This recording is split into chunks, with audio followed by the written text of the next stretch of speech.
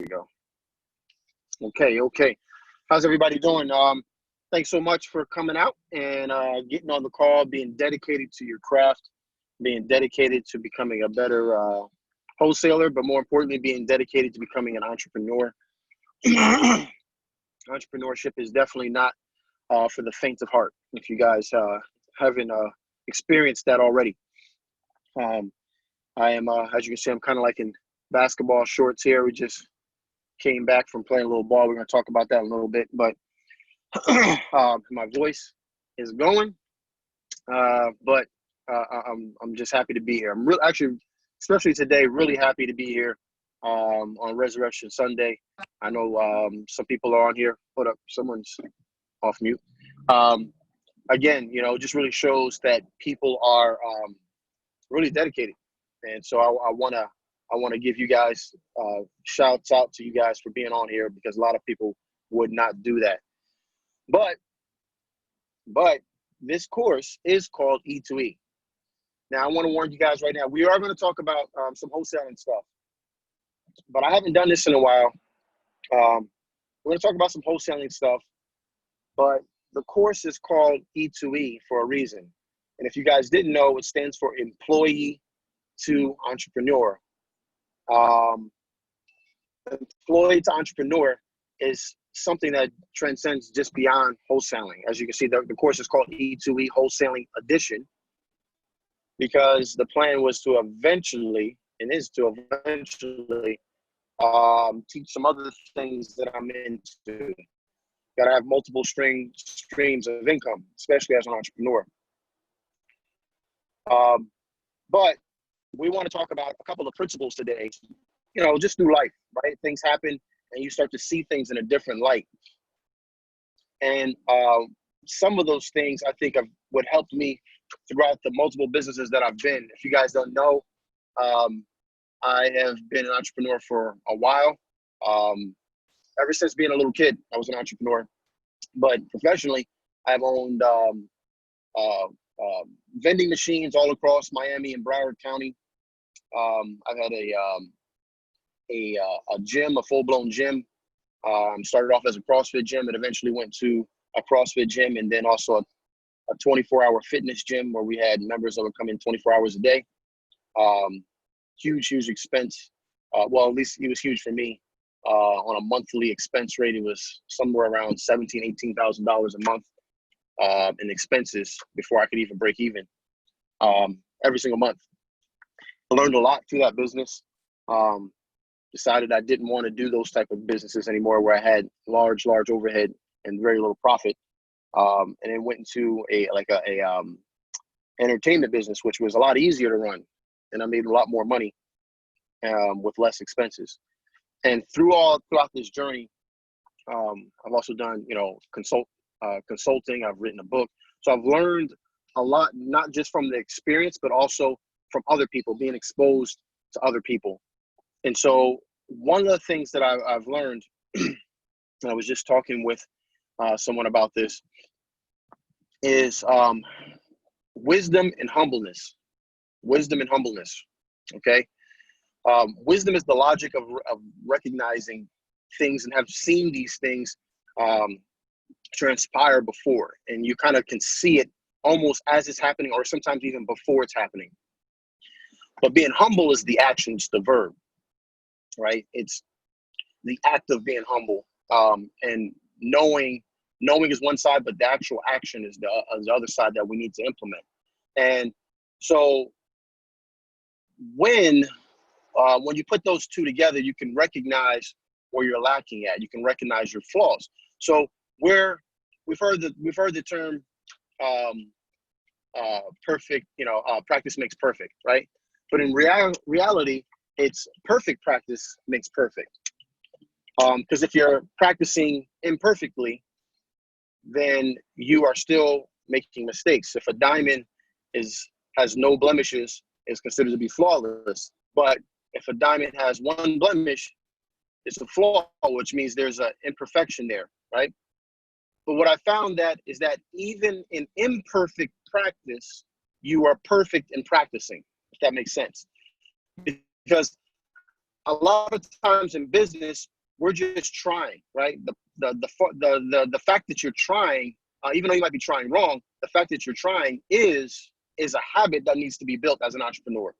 A lot of people have been on our course and haven't done a deal yet. Some of them people have been on the course for 6 months and they haven't done a deal yet. And when I talk to them on the schedule one-on-ones, realize that are not trying. And trying comes from practice. Okay. So trying comes from you trying other things and then failing, and then trying other things and then failing, and then trying other things and, oh, I got this one right. Then trying other things and failing and failing. And then all of a sudden you get used to, okay, I'm just going to try this thing. I don't know where it's going to go, but I'm going to try it anyway. So even in imperfect practice, you are still perfectly practicing the art of trying. Does that make sense? And so I remember vividly my mother having a, and if you guys know, if you're an entrepreneur, you know the people closest to you, those are the ones that cut you deep, right? They got that Ginsu knife when they cut you, right? So it's my mother, and I love my mother, right? I love my mother. I do anything for my mother, right? So I'm not talking bad about her. I'm just saying this is the truth. I've done. Sometimes maybe one time we'll actually get a chance where we can just kind of share a little bit of what I've done. But I've done a lot. Made a lot of career changes. From the Army, being there at 9/11, going into the Pentagon, getting awards from the president's wife, and doing counterterrorism and being a part of major incidents that never were recorded, to being on the SWAT team in the city of Miami, and all these different accolades. And I would always change, right? Because really entrepreneurship is something that's just in me, right? Just like most of you. And so I never was really satisfied because it wasn't entrepreneurship. And so my mother was getting on to me one day, and she was saying how, she's like, oh, you're always just jumping. You always do one thing. You do really good at one thing, and then you jump into something else. And she was cutting me deep, right? But she didn't realize that I was just perfectly practicing trying different things to figure out whether or not they work. One thing, though, that I recognized when trying is that for me, I lack sometimes the emotional and spiritual intelligence to be able to handle negative people in my circle. All right. Somebody said I'm going in and out. Can you guys? I can see Ramona and Yusuf. Can you guys hear me good? All right. I don't know. Most of the time, if I'm in a bad area, most of the time, everybody can't see me. So that might be you. I'm good. Okay. Eddie said I'm good. Okay.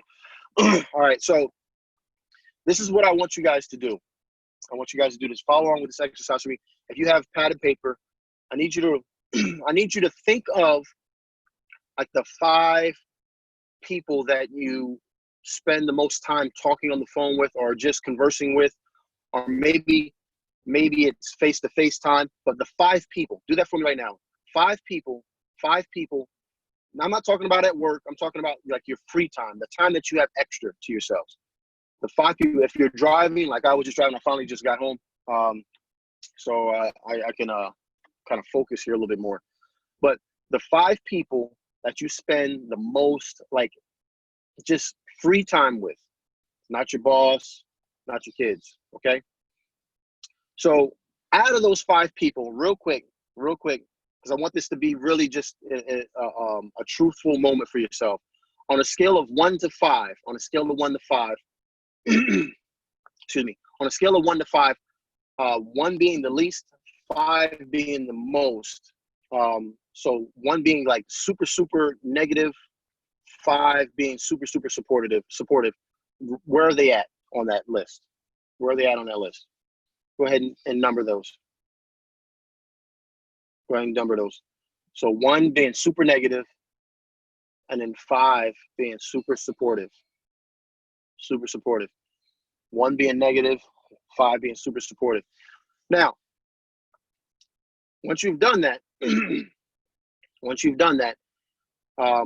ahead and just kind of pay attention real quick.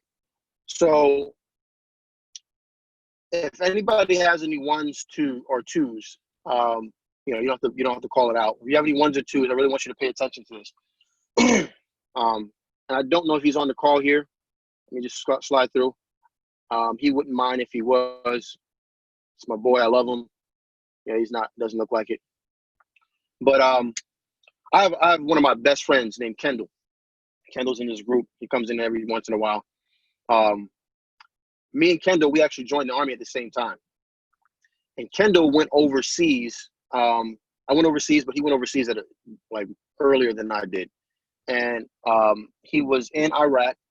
And unfortunately, Kendall saw a lot of horrible things, right? He experienced a lot of things. And he came back with PTSD a little bit.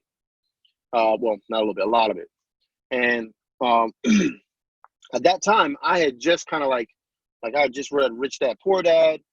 Or I'm sorry, after he came back at this moment, I just read Rich Dad Poor Dad, and I was like on fire for entrepreneurship, and I'm ready to go. And he just was not there. Like, he was depressed. He would literally stay in this dark room. He wouldn't come out. And he was one of those people that were just probably, well, not that time, definitely on a 1. Just like you have, maybe some of you guys might have somebody on your piece of paper that's a 1. He was definitely a 1. Okay. And so what I started to try to feed into him and just try to help him, because that's my boy. What I quickly realized is that if someone needs help and they're in this hole, right? It's really, really silly of me as the person standing outside of the hole to jump in the hole with him to try to help them up, right? And I found out that's what I was doing. I wasn't doing it by physically jumping in the hole. I was doing it by my communication. The amount of time that I would spend on the phone with him, idle time, the amount of idle time that I would spend on the phone with him was me jumping in the hole with him. That was the really what I was doing. I was jumping in the hole with him, because when I was down there, when I would speak with him, it was always negative. It was nothing positive. It was nothing moving forward.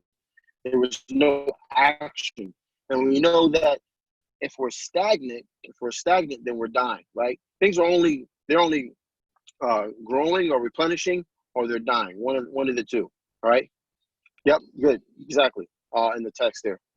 So I've had to have and this is not props to me. Don't take this as it, but I had to have the wisdom and the emotional and spiritual humility to say that I'm not strong enough at this point in my life. I'm not strong enough to help him out of that hole. All I'm doing is making it worse, because now it's going to be 2 of us down in that hole, right? On your list right now, look at your list and figure out, is there somebody on that list that's pulling you, that's distracting you, that's detracting from what you could be doing to be a better, not just wholesaler, right, but in general. Maybe it's not even business. Be a better friend, be a better husband or a wife or a father or a mother, a better sister, a better brother. Who are you spending time with that's pulling you, that's pulling you in the wrong direction? Not because they want to hurt you, not because they want to do you harm, but just because they're in a bad place right now. And you can't help them right now, because maybe you're like me, where you're not emotionally or spiritually strong enough, grounded enough, where you can be in that hole with them and help them up. Because that takes a lot of emotional and spiritual strength. Here's the thing, is that you have to have the logic. You have to have the wisdom to be able to recognize that. You have to have the humility to be able to recognize that. I was talking with someone today, and how they were saying how I had a friend that whenever they're on the phone, whenever they're together, it just really feels like they're really negative. They're always pulling them down. And they're trying to make moves in their lives. They're trying to be a successful business person and have all these things that probably everybody on this call wants. And they're spending time with this person there, and they realize, I need to stop spending. I might have to, even though this person is my friend, I might have to maybe not cut them off completely, but definitely limit the amount of time I have to spend with them. So I want you guys to really think hard about that, because one of the things that I hear when people schedule the one-on-one calls, or anytime I've done a one-on-one, I don't have the time, and I have to go through this exercise on, well, who are you spending your time with, and are they in a place where they're equal or above you? So one of the things that has completely helped me out is that I try to surround myself with people that are better than me. And everybody says that, oh, surround yourself with people that are better than you. But I really, really take that to heart. You have to, because I think last week Ramona said her husband is a whiz at Excel, right? So it'd be stupid for me to hang around, someone who is just as knowledgeable of Excel like I am, right? It'd be a lot better for me to go, man, Ramona, let's meet you, and let's get your husband. We'll go out and we'll go out to dinner or something. Let me just, figure out what he knows and surround myself with someone who's better than me in that. It's the same thing in your business. Those 5 people that are on your list, are they on the same level as you? Emotionally, spiritually, entrepreneurially, if that's a word. I don't know if it is, but I use it today. Are they on the same level as you? Or are they above you? Or are they way, way below you? Are they not even in the realm? And then you have to look at yourself and say, okay, well, how much time am I really spending with this person? Is that adding to, my goal? Is that taking me in the direction where I want to be at? Okay. So I really, guys, want you to do some soul searching on this. I really want to make sure that you are this entrepreneurship thing is tough. It is not easy. We have some people that are entrepreneurs. Some people that have tried it before. Some people, this is their first crack at it. And so if you're going to do wholesaling, which is a difficult, I got to be honest with you, it's a lot easier for me it took more money, but it's a lot easier for me to set up a gym, because, everybody wants to work out New Year's Eve, right? So it's not hard to feel like, oh, I'm moving in the right direction, right? But when you're trying to do wholesaling, it can be very, very challenging. Not so much here, because everybody on his call I promise you, is smarter than I am. But it's here. It's emotionally. It's in your heart. Do you have the heart how strong is your heart? How many times can your heart be broken, entrepreneurial-wise? How many times can your heart be broken before you throw in the towel? People always say, and I get it, what's your why? What's your why? Your why is important. But really, the better question is, what's your why not? Like, what is it going to take for you to quit? I don't know if Dave's on here or not, but Dave said something, man. His sleep is for suckers. I don't see him on here right now. I'm kind of glad he's not, because I'm gonna lie on him and tell everybody how I crossed him over playing basketball today. So he ain't on here, so he can't defend himself. But Dave, who is a phenomenal speaker, if you guys ever have the opportunity to hear him speak, it's a treat for sure. But he said something that was really impactful one day. He said, imagine if you're walking down the street with you and your mother, right? And if you don't like your mother, then someone that you really, really love, like someone that you would think that you would love like a mother. And you're walking down the street with your mother, and then you see like four guys walking towards you, and then 3 of them start jumping your mother, and 1 of them starts fighting you, right? Like, how hard would you fight for your mother? Like, when would you quit? Like, when would you say, you know what? She did make me eat my Brussels sprouts when I was little. She deserves it. Like, when do you quit? If you got 3 people jumping your mother and 1 person fight, when do you stop? Right? What's your What's your why not, right? And so I like to ask people who especially people that want to do one-on-ones or anything like that. Like, everybody has their why. I want to do it for my kids. Okay, great. But what's the why not? When is this like, okay, this is the point where I quit. This is the point when I spend this amount of time on my business without any fruit, without any money coming behind it. At that point, that's when I quit. Because if you know that, okay, if I'm spending 20 hours a week, like I say, if I'm spending 20 hours a week after 6 months, if I've done that after 6 months, then that's my quitting point. Then we can gauge that, right? If I go on 5 appointments every week for the next, 3 months, and I don't get a contract signed, then we can start to see, okay, all right, at this point in 3 months, he said he's going to, or he or she said that if they go on 5 appointments, they're going to quit on this particular time, at this particular point. Then we can put some things in place. We're not just doing this without a plan. But if you know your why, but you don't know your why not, if you don't know where your quitting point, everybody has a quitting point. Like, don't get it twisted. Don't think that I don't, right? Like, if God forbid something happened to my kid where I had to spend a whole bunch of time, right, in the hospital, well, I can't be in my business at that point, right? I'd have to stop doing that so I can spend time with my kids, right? So everybody has a point. What is the point though? Where is that at? You have to identify that. Is it, I'm going to spend, anytime I spend more than 10 hours, that's it. That's too much for me. All right, so maybe you spend 8 hours so that you can stay in the game. So you can keep practicing the imperfect trying, right? You got to know your why not. You got to know your why not. You got to be humble. You have to understand where your why not is. The other thing is that I think we put a lot of pressure on ourselves, right? So today we're at church, and after church we had to clean up, and then they allowed us to play some basketball, and that's why I'm dressed like this. And so we're playing basketball now, mind you. It was, man, how long ago was that? I can't remember now. 2015.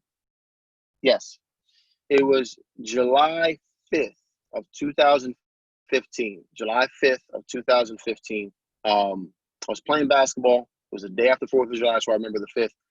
Playing basketball in Westfield, New Jersey. And I'm playing basketball, and I'm crossing someone up, and I hear this pop really loud. I thought I got shot. And I looked around, and I was like, man, I didn't get shot. I don't see any blood. I fell to the ground, and I'm like, okay, next thing in my head is that maybe somebody hit me with a brick. So I'm looking, I don't see any brick. And then it hit me because of my medical background. I realized, man, that pop, that's what everybody, like, well, all my patients used to say. And I tore my Achilles, like a complete tear, right? My Achilles was pulled up into my calf muscle. So when I do stuff, I do it well, right? Even in hurting. So I tore my Achilles, complete tear. I tried to get up, couldn't do it. I haven't played basketball in a long time because I was nursing that. It took a long time in recovery. I don't know how Kobe came back in a couple months. I don't know what he's doing over there. But so I haven't played basketball in a long time, but I practice it, right, before playing basketball. And so today we're playing at our church, and, first shot, I got to be honest with you, first shot, straight air ball, nothing but air, right? Nothing but oxygen.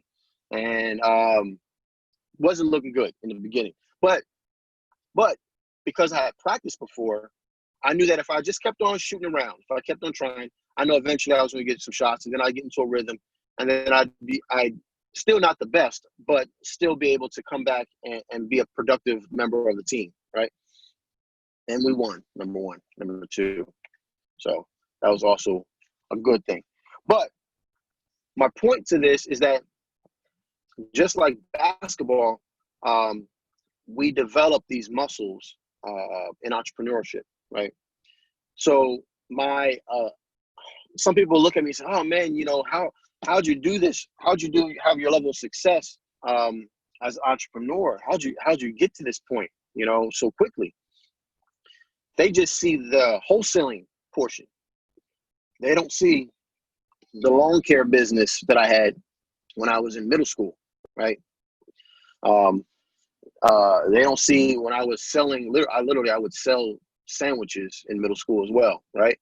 They don't see the vending machine company. They didn't see the failures. They didn't see the failures that I had in insurance and and network marketing. They don't see all those. They don't see the how many times that I had to break out of my shell, that fear and my heart pounding in my chest to go talk to someone about a product or a service that I was trying to sell, right? They just see wholesaling now and they say, oh, wow, successful, right? So my point to this is just like I practiced basketball before I got hurt, and I was able to come back today and be a productive member, and just kind of like not be 100%, but that those muscles that come back, and I was able to be a productive member on the team. It's the same thing with entrepreneurship, the same exact thing. You have to just keep doing it to develop those muscles. And then if you pull away, after you stop, once you get back on, it's just kind of like riding that bike, right? It's like once you learn how to ride a bike, you can take a break, but eventually you get back on the bike and you're like, oh, I got it. I'm back. I'm where I'm supposed to be at. Okay.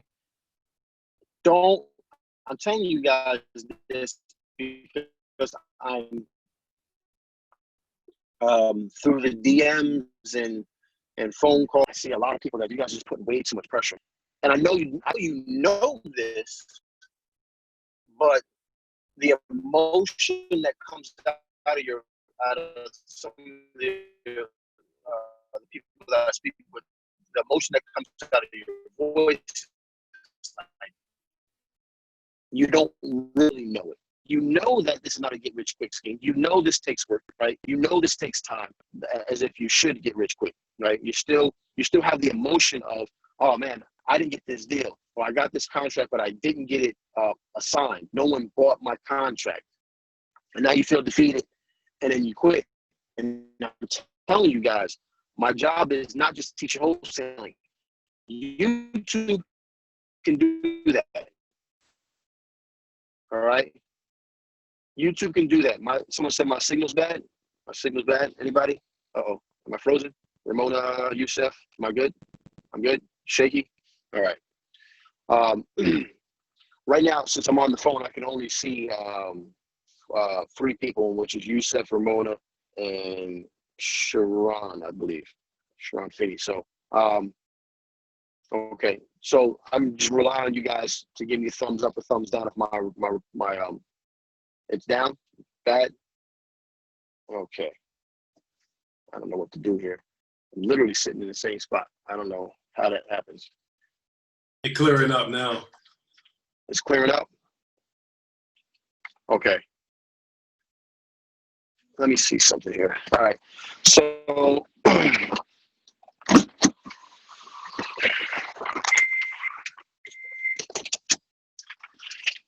oh, man. Oof. I got that. After basketball. I'm gonna need an ice bath or something. All right. Hopefully this is a little better. So what I'm saying to you guys is that don't put so much pressure on yourself that just because you got a contract and it didn't get assigned, or someone told you no, someone cursed at you, like, don't let that rattle you, right? Like, you have so much to learn just in this, especially if you're a brand new entrepreneur. You have so much to learn that's going to refine you. It's going to make you better. The only way you become better is to go through that pressure, right? Just like we talked about the diamond earlier. The only way to get better, the only way that you create a flawless diamond is through immense pressure. And so we have to go through these things. We have to go through the ups and downs of business. Right now, I've sunk a lot of money in the last couple of months into my business. And we got a closing coming up tomorrow or this week. Hopefully another one this week or sometimes next week. But in my mind, I'm like, man, I should have more, right? I should have more closings because we've spent all this money. But I also recognize that in business, that's not how it works. Sometimes you have these droughts, these slow moments, the ups and downs, the ebbs and flows of business. And only reason why I know that is because I've been inside that situation before. Some of you guys are not giving yourself enough chances to fail. So you're not giving yourself enough chance to fail, because after the failure, if you hit rock bottom, there's only one place to go where? It's up, right? So when you fall flat on your face, right, you can either stay down on the ground or you can get up. You haven't done that enough in business to know that, okay, this is just a cycle. Like this is just something that's going to happen on a normal basis. Like no one, I don't care if you're Bill Gates, I don't care if you're, Warren Buffett. They don't make perfect. They're not perfect in business. They know that their business is going to go up and down. Warren Buffett knows the stock market is going to go up and down, right? So don't get so concerned. And I'm telling you this because maybe it doesn't directly, maybe I'm not directly talking to you right now, but at one point, it's going to happen to you. I promise you, you're going to get defeated. I promise you, you're going to be like, man, did all this work for this contract and no one bought it. Or I'll be just 100% honest with you guys. We had a $13,000 assignment fee where we had two buyers that wanted them at the same time. And because of my lack of leadership, and because of the fact that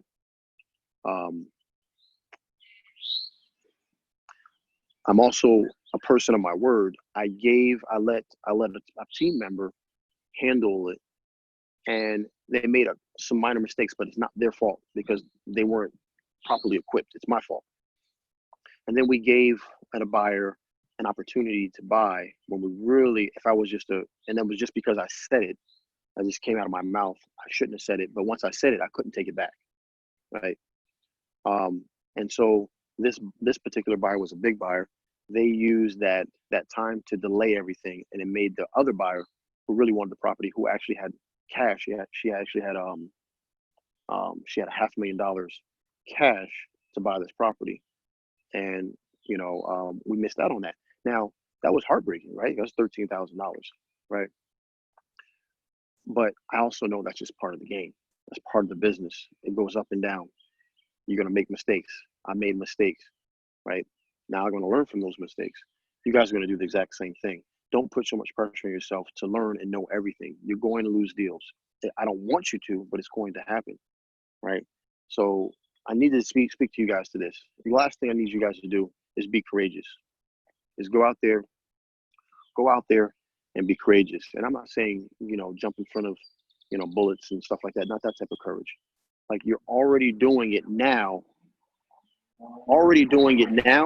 just by being on this call.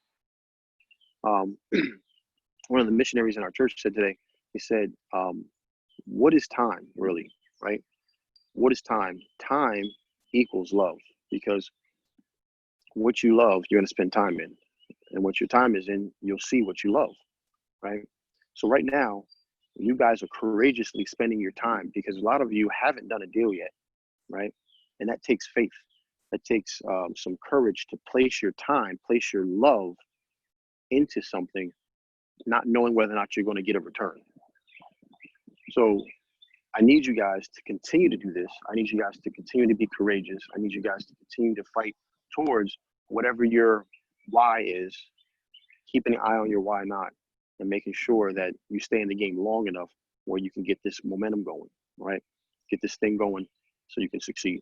So I'm gonna open this thing up. I think I talked for a little bit longer than I wanted to. I wanted to kind of open up at 7:30 for Q&A, because I want to be able to not just talk about entrepreneurship.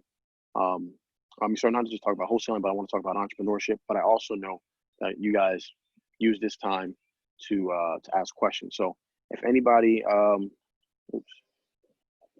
I see Forgive me if I'm saying your wrong name. Ayina Anderson. Let me put your hand down, I think. Hold up. Ayina, can you come off mute if you had a question? Are you still here? Hey, can you hear me? Yes. Yes, I don't have a question at the moment, but I'm just actually listening in to everything that you were saying. So I don't have a question at the moment. Okay. All right. No problem. No problem. Okay. All right. Appreciate that. Okay. Let me see. You're welcome. Landon, you got your hand up. For some reason, I can't put your hand down, but go ahead. Yeah, my question is, I have a property that I'm trying to get under contract, and the tax assessed value is higher than the after repair value that we calculated. And The tax assessed value. I'm sorry, someone came in on the call. You said the tax assessed value is what? The tax assessed value is higher than the value that's listed for the house. So like on the MLS, there's two values on there, and I guess the regular assessed value is lower than the tax assessed value. So I'm trying to figure out what the after repair value will be, because there's no comps that can compare to the properties in the within a 5-mile radius. So I wanted to use the tax assessed value because it's usually lower, but in this case it's actually higher. So I'm kind of confused. Okay, so nothing has sold within a 1/2 mile radius? Not recently. I mean, there was one property that sold last I think actually in February, but the square footage is less, and this house actually has a pool. The other house doesn't have a pool, and there's more to this house than the other house, so I'm pretty sure it's worth it. Where are you getting this data from? Are you getting it directly from the MLS, or are you getting it from a MLS service? Straight from the MLS, from Georgia MLS? Yes. Okay. All right. So then at that point, and I'm trying to get an appraiser to come in for our for May 1st, which we do our first Wednesday of the month calls. But at that point, from the appraisers that I've spoken to, if they're like, there's literally nothing there within a 1/2 mile radius, they'll go out a little bit farther. Is there anything else that's out there farther, just past a little 1/2 mile? I can go out farther. I'm pretty sure. Okay. Got it. But this So house, I mean, I'm not. Go ahead. I'm gonna say the house that's closest that compares to it was built in like 2012. This house was built in like 60, 70. So Got even you. though the Okay. footage is big, it needs to be renovated, but it has that pool in the back. I'm kind of confused because MLS is pretty solid. So I'm like, I don't really know. I should base Yeah. Yeah. So I know appraisers will go 2 in, 1 out. But if you don't have two, if you literally don't have two, then they will push out a little bit farther past that area. And the next thing they'll do is they'll extend the time frame past 6 months. They won't go. It'll be within reason. And at that point, then the appraisers. So the difference thing with appraisers, what they do is there's per area there was an actual number that's that they use to basically assign towards each bedroom, right? Each bedroom, each bath, right? So the appraisal process is kind of complicated. I could try to explain it to you guys, but it'd probably be more like I probably have to do that on a class to try to explain it. But even if I do explain it, it's not something that you would really use. You really would have to. It'd be kind of difficult for you to use because you don't have these numbers that are assigned to them. So, but hopefully this appraiser will come on and then and give you some more insight. But here's what I would do. Using this price per square foot model, I would get a rough guesstimate. If your taxable value is higher than your ARV that you're coming up with, then you need to anchor them on the ARV, okay? And so you always want to anchor them on the lower number. Gotcha. All right. So anchor them on the ARV, and you're just going to do that simply by showing them the numbers here. This is how I got it. This is, they're going to say, oh, the taxable, yeah, but the taxable thing is not, is not always correct. Number one, and the higher your taxes, the more money the county or the city gets. So obviously they want to make it, what's in best interest for them. Correct. Yeah. So that's the logic I would use with them. And then I would go ahead and show them and anchor them. And anchor them, if you guys don't know what anchoring is just basically finding the number that's more advantageous for yourself, and then working off that number, right? So once you do that, once you get them locked into that number, it's just simply as saying, hey, Landon, so the ARV that I got here is 110, right? And explaining them on the 110, and from that point on, everything is based off of 110. Make sense? And then go from there, and then do your math from there. At whatever that price point is, does it make sense for you to get under contract? Well, the tax assessed value made a lot of sense, but that's their asking price. It would make sense if that was true. But if I use the ARV, use the model that we're supposed to use, it's going to be a little tight. And she's not trying to budge on the price, so I did a good job in the report. So it's going to take a little bit. I have to work on it. Okay. It was but that's expired listing, and they're not putting it back on the market no time soon. So okay. So using the expired listing strategy we talked about. Good. Yeah, good. That's perfect. Okay, cool. How did I drop? I cracked my screen. Shoot. All right. All right, cool. I'm gonna get to Bill and Yusef. I'm gonna try to answer these questions quickly, so I can have everybody. I want to respect everybody's Resurrection Day, if you choose to acknowledge it. Bill, what's up, man? What's going on, Tommy? How you doing, Bill? Cool. Real quick, we're looking to acquire or do this sub-2 deal. Okay. Nice. Question I have as it pertains to the sub-2 deal.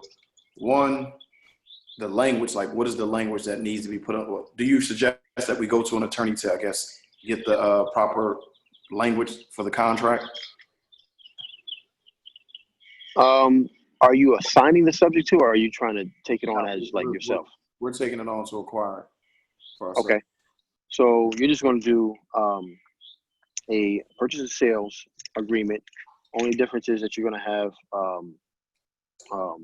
the first mortgage, second mortgage, all that information there, APR, how much the monthly mortgage, the PITI, the PITI, principal, interest, taxes, insurance, how much all that is.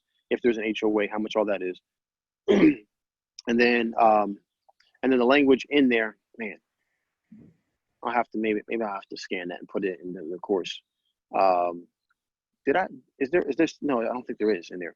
I'll have to scan that and put it in the course. It is a lot for me to try to, and I honestly don't remember it all because it's all in a contract and it's like 2 or 3 pages long. So there are some things in there that I can help you out with. You can look at it and you can decide whether or not you want to use that. When you're trying to put this thing under contract? Well, we saw the property 2 days ago. The family lives down in North Carolina, but they have a family. Okay.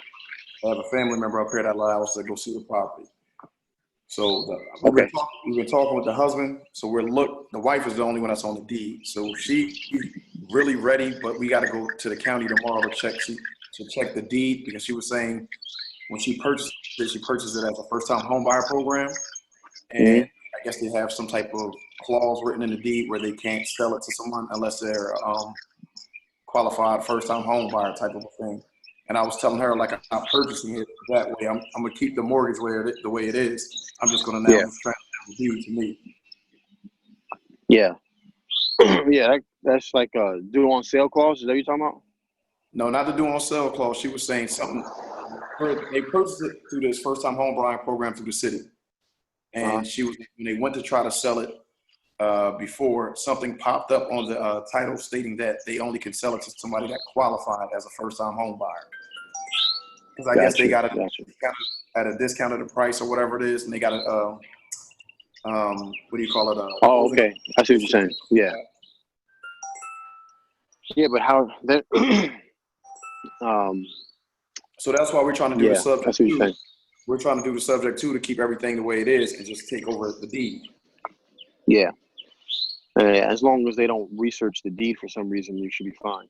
Right. Well, she's had the property over 13 years, so I'm like, I can't, and they're behind on. Normally that process It's like a what you're 5 or 10 talking about. year, right? Yeah, it's not indefinite. Right, and It's that's normally what. a certain time. So that's why we're going to the county tomorrow to try to research and find out what's exactly on the deed or what it says. Because the goal is literally, like I said, to take over complete ownership of it and just keep the mortgage the way it is. But they're behind 2 months in mortgage payments. Yeah. Ramona said deed the property to a land trust. I would do it to a trust, not a land trust. But deed it. You can deed it to a trust. So you said no. So don't deed it to our LLC. I would deed it to a trust. A trust. Okay. Yeah, don't do it in your LLC. It's gonna be easy to find. Land trusts are easier to get into. I've never had a land trust, but I have a lawyer friend. One of my fraternity brothers is a lawyer. He does that type of work. He always tells me he's never seen a good thing when it comes to the land trust. So with the purchase sales agreement, then we'll be writing that up. The buyer as the land, it'll be assigned to the land trust. Correct. So the buyer is the trust. Okay. Not the land trust, but the buyer is the trust. Whatever you name your trust. Okay. All right. Good looks, thanks. But I'll try to get that contract. I thought I put that up there, but I'll try to get that contract onto the course. Appreciate you. Yes, sir. Take Yusef. I don't know why I can't push my hand. I'm good. I unmuted myself, man. I have a super quick mindset question. Nothing real Yeah. technical. I noticed here lately with a pattern here with the buyers lately that I want you to kind of touch on how you deal with it. I know that regardless of how good a deal is, regardless of how good the price is, there's always going to be buyers that try to make you second guess your numbers on your deals. If you could just touch a little bit about how you deal with buyers without being overly aggressive or assertive, I would really appreciate that. I just tell them to shut up. No, I don't do that. Excuse me. Sorry, man. I got that after basketball. When you get older, man, like now I see how my father felt. You get that after basketball cough, knees hurting. So what? Actually, this lady that had $500,000. This is exactly what I told her. She was going back and forth on the price. It's like, yeah, definitely have to negotiate on the price. Sorry, I'm getting bit by mosquitoes out here. Something like me. And so I told her, I said, I definitely appreciate that. I was like, the property, and this is how you do it. You just kill them with knowledge, right? This is what makes you, it's going to make you a better wholesaler, and it's going to make you respectable because you're not just pulling numbers out of the air. That's what most wholesalers do. They just pull, numbers out of the air, right? And so I told him, I said, listen, the house right across the street that did the exact same thing. This particular house, we had to take the top off of it, put a second floor on it. House across the street sold for 454. Our asking price is 199,000. I'll let you know right up front. We got it under contract for 186. Now, we've already had a contractor come out there. It's going to cost it. They said about 110. I'm honestly budgeting for about $120,000 in renovations. So you're looking at like 319. Let's just call it $330,000. I was like, the appraiser cannot ignore the one that's right across the street. Right, it's $454,000, and it doesn't have a finished basement. This one will, so it should sell for probably more than that. And all the other comps in the area show that it should sell somewhere between $460,000 to $489,000. So you're wanting me to take less on my end, and you're going to make over $100,000 on your end. I said, does that seem fair? and I'm just quiet, right? Because it's not fair, right? Because when someone does that, they don't either understand or they either don't understand the type of work a wholesaler has to go through, how many deals, how many doors have, and phone calls they have to get hung up on, in order to. Can I help you? Oh, no, it's not. Yeah, no problem. All right, no problem, brother. Sorry, it's real out here. It's okay. So those things, kind of killing them with knowledge, right? Killing them with knowledge is basically the best way to do it, because at that point, if they say, yeah, I have a problem with you making $13,000, get rid of them as a buyer, right? Because like, yo, you're about to make over $100,000, and that's actually breaking one of my rules. Because normally, if I make over 100, I'm trying to make 20, right? But this particular property was kind of unique. It's you don't have a lot of investors that are experienced in taking the top off of them, raising them, and all that stuff. So, and we were pressed for time. So, but that's how you deal with it, man. You just let them know, just, hey, I know what I'm doing. Like, I know my numbers are right. Right. And even if you're not really sure, at least project that level of confidence. Does that make sense? Yeah. It'll get better at time. It'll get easier at time. Yeah. Yeah. I told her straight up. Listen, I said, please don't take this the wrong way. Like, I'm not trying to come off this way, but at this price point, like, normally I'm okay with negotiating sometimes, but at this price point and the amount of money that you're going to make off this property, there's no negotiation with this property. Like, I know I can find someone else that wants to make over $100,000. It's just whether or not it's going to be you or not. Yeah. So don't let them do that, man. I normally price my stuff like we have a property now that's going for $159. We'll make $15,000 if someone buys it at that. But I'm prepared to go all the way down to $144 or $154, which would put $10,000, right? I purposely do it a little bit higher because I know buyers, they want to feel like they win, right? They want to feel like they can negotiate down, right? So I don't want it to be crazy, because then you're not going to get people that are even interested, right? So yeah, that's what I would do. All right, I'm gonna take a couple more. Let me see. I think I had. Let's see. I'll go to where's the chat? Oh man, I got a lot in the chat. I'm breaking up. Oh, someone said preach. You're going in and out. You good? Okay. Hurt people. Yep. No problem, dude. Thank you so much. No time to go is to build an immunity to failure. Yeah, that's for sure. Man, who said that? You said that is for sure. That is for sure. Jersey in the house. Yep. Just because I got to get dinner from the family. Denzel said, oh yeah, he said he could record it. It's going to be on here. Trying to see if there's any questions. Okay. When you cold call a seller and you tell them why you're calling them, but they hang up, do you still call them back or let it go? That's a good question. So I typically will, especially if they hang up really, really quickly before I can even get, like, it depends on where you're at when we're at in that communication process you're at, right? If it's something where, like, they clearly know that I'm calling about buying their house, and then they hang up, yeah, then I probably won't call back. But if it's, hey, my name is Tommy and I'm a local investor, and click that, I'm gonna call them back. Hey, I think we got disconnected. I don't know if you heard me, but I'm a local investor. I'm looking to buy a house, and your house came up on blah blah blah, right? So that's how I would handle that. Let me see. Go back. Man, doing this on the phone is a lot more difficult. Participants chat. Okay.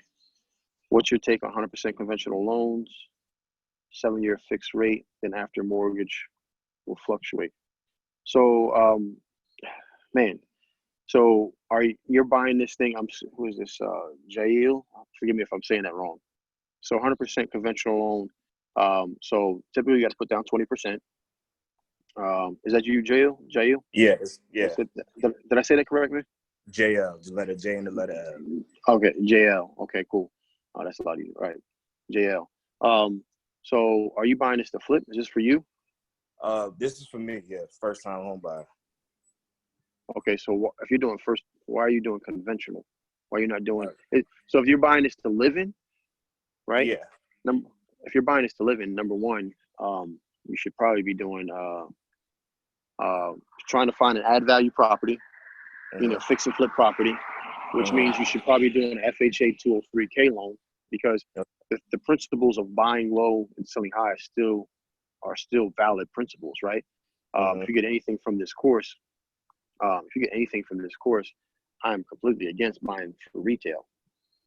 Like this house that where's it at? Where's my truck at? That yellowish one right there. That house right there. It's not the prettiest house, but man, I got it for nothing, right? Yeah. And so, the whole goal is to find properties in a nice neighborhood that you can add value to. And if you're going to be in it for you and yourself, or you and your family living in it, then you still want to practice those same principles. Getting get an FHA 203K loan.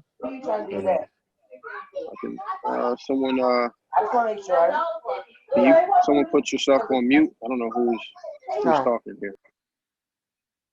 I don't know if that's you, JL, or someone else, but okay.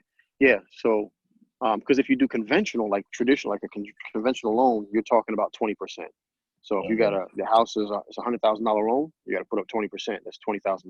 House is a $200,000 loan, you're putting up $40,000, and you can take that money and be so much more use that money so much more wisely than if you did that. No problem, Denise.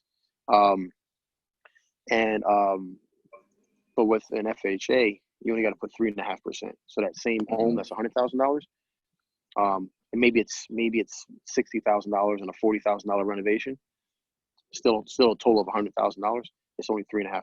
So it's talking about $3,500 instead of $20,000, right? So if you're going to be doing it for you to live in, that's why I asked you those questions. I just didn't want to give you a blanket answer. If you're doing it for yourself to live in, nah, don't do conventional. Don't do conventional. You waste too much money.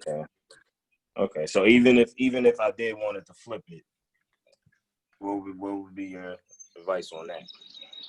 That same house, if you want to eventually flip it, right? You want to live in it and flip it. So FHA 203K, live in it for 12 months, and then turn around and sell it. Okay. Yeah, and better yet, what I would do is find a property. Be patient enough to find a property that's a duplex, triplex, quad, or a property that you can, like this property. One of the main reasons why I got this property is because I can live in one section of it and Airbnb the other section of it. Right? Yeah. So it takes some creativity, but this property has a walkout basement, right? And so this property has a walkout basement, so people, can use the bottom basement, the basement part. If I want to rent out the whole house, I can rent out the whole house, and I can go into the basement. Either one, it doesn't matter. So just being creative, and having situations like that, it might not be. I went to this motorcycle fast. So.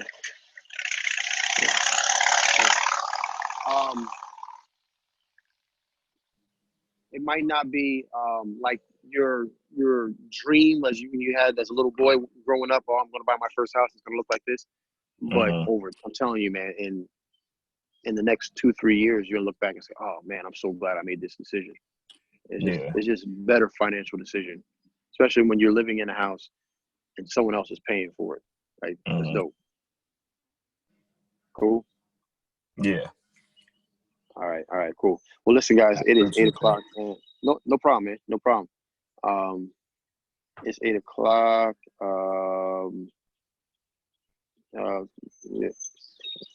55% residential. Yep. So Bill put that in FHA 203K up to 4 units or mixed use with commercial as long as 55% is residential. Yeah. So you can do all that with FHA 203K. I'll give this last one, Landon, because I just saw any suggestions for hard money lenders.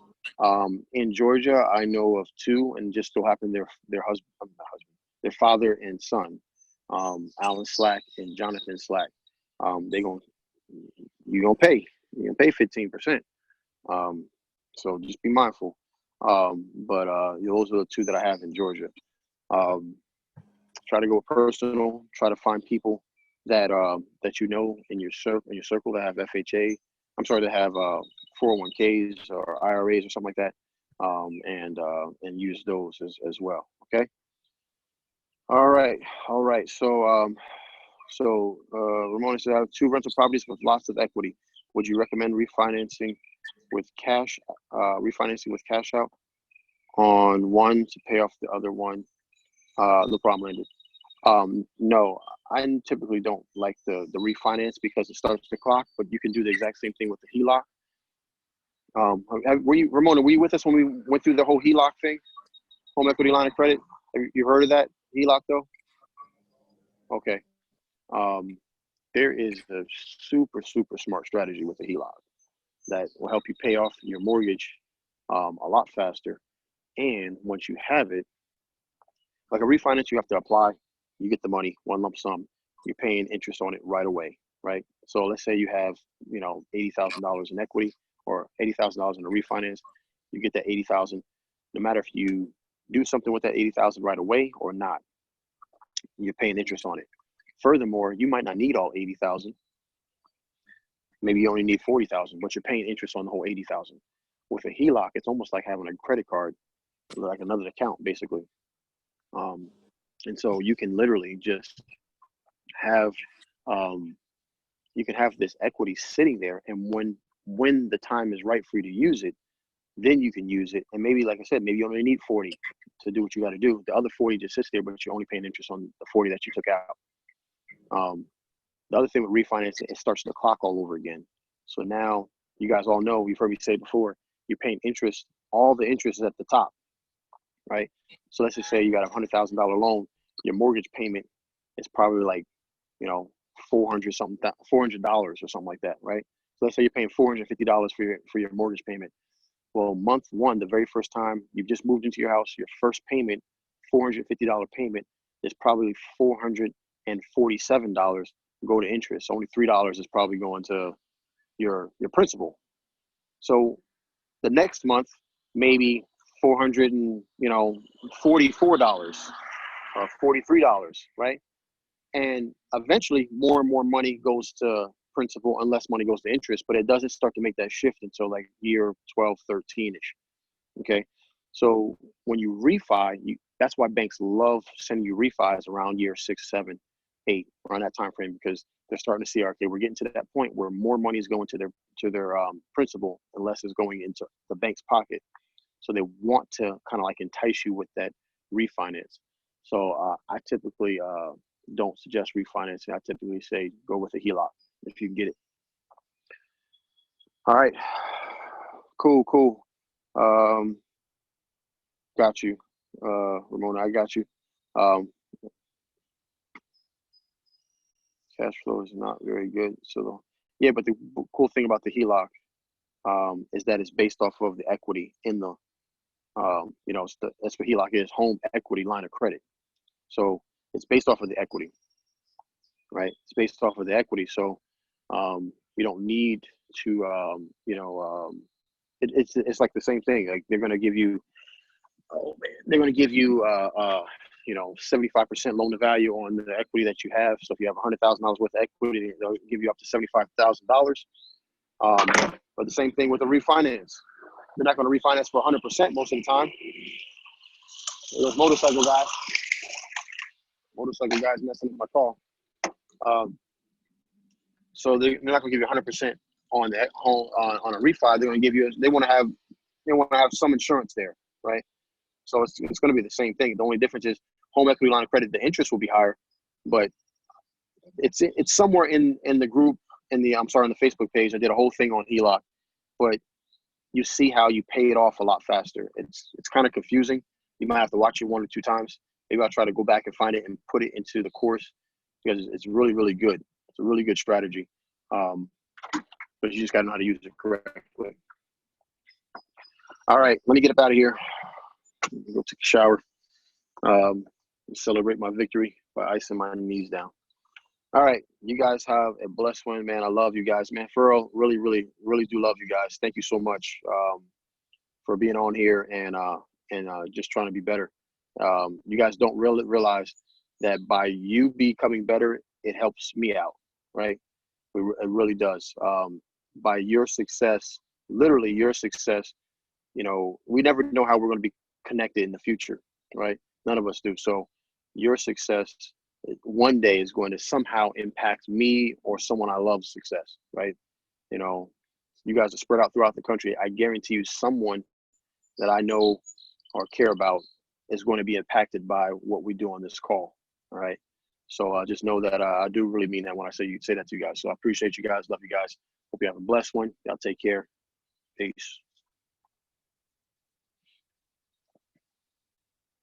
No problem, Duke. I appreciate you, family.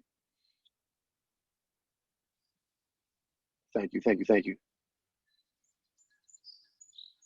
I don't know how to turn this thing off on the phone. Oh, there it is.